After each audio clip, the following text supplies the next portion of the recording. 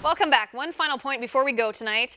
What the mainstream media was too scared to tell you about the news this week. This week, while the mainstream media obsessed about the pink dress Melania Trump wore at the United Nations and President Trump calling Kim Jong-un Rocket Man, this is what really happened.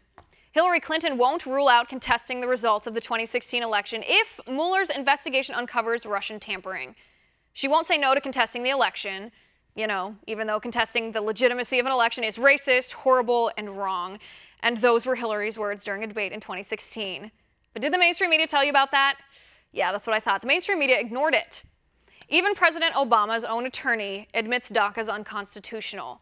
The mainstream media parrots the progressive talking point that Dreamers are good, contributing members of society until a mob of Dreamers screamed at Congresswoman Nancy Pelosi, surrounding her like a mob, calling her a liar, and throwing an entitled hissy fit about Pelosi talking to Trump. Funny how the mainstream media didn't seem to notice that. Obamacare premiums are set to spike another 18% next year. That, in addition to the already crippling premiums and insane deductibles we've been experiencing the last 7 years.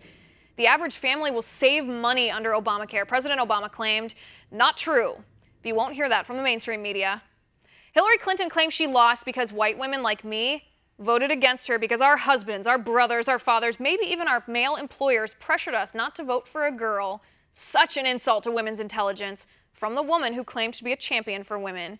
But did the mainstream media pick up on that hypocrisy? Of course not. The mainstream media follows the marching orders from their progressive puppet masters. Last but not least, President Trump was vindicated in his claims from March that the Obama administration wiretapped him. Reports surfaced that former Trump campaign manager Paul Manafort was wiretapped before and after the election, even perhaps during phone calls with the president himself. But the same media who declared Trump to be crazy and a conspiracy theorist for making those claims 6 months ago, now they're silent.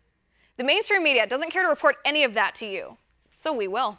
And that's my final point tonight. You can reach me on Twitter at Liz_Wheeler. If you liked the show, please send me an email at oann.com/contact. In the meantime, catch us here tomorrow at 9 p.m. Eastern, and until then, have a good night.